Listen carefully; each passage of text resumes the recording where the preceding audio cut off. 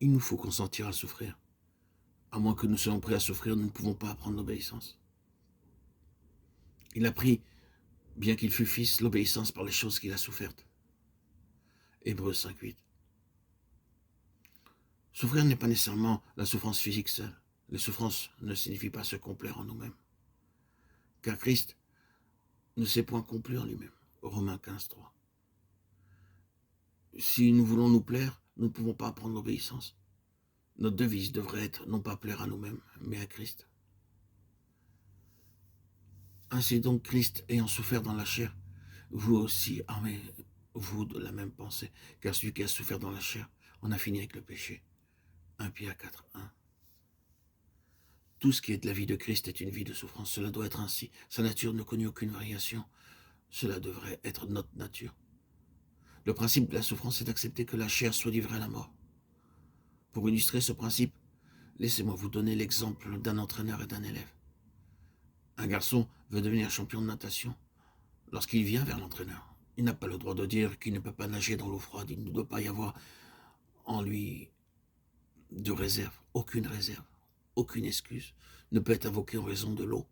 Chaque chose doit être dans une totale soumission à la volonté de l'entraîneur. Ceci illustre notre vie d'obéissance.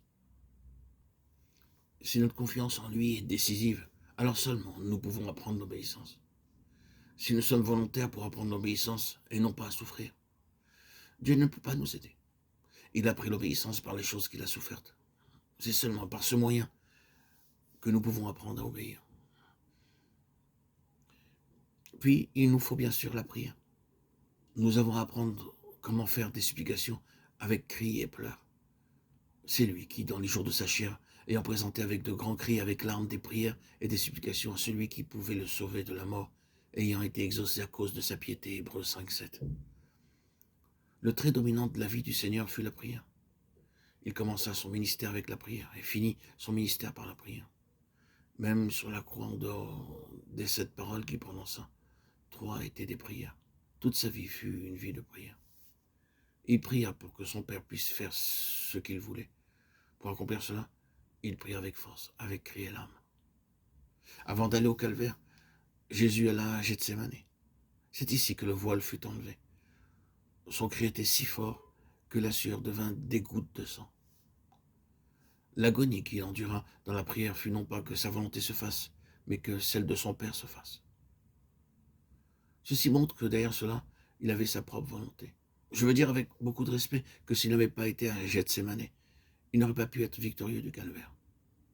Je crois sincèrement cela. Il voulait s'équiper lui-même en tant qu'homme pour combattre la bataille du calvaire.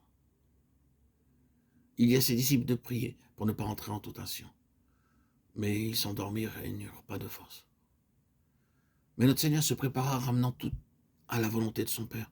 Lorsque l'heure vint, il alla de l'avant et volontairement se donna lui-même. Il accomplit ce que le Père voulait qu'il fasse. Si cela fut nécessaire pour le Fils de Dieu, combien plus nécessaire cela devient pour nous.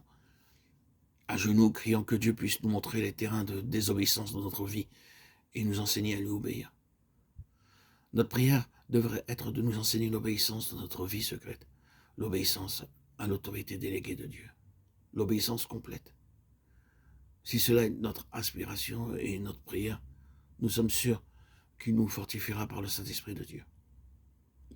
Notre prière deviendra vraie dans nos vies alors que nous marchons dans l'obéissance à Dieu. Seulement alors la plénitude de Dieu deviendra notre expérience. Est-ce votre désir?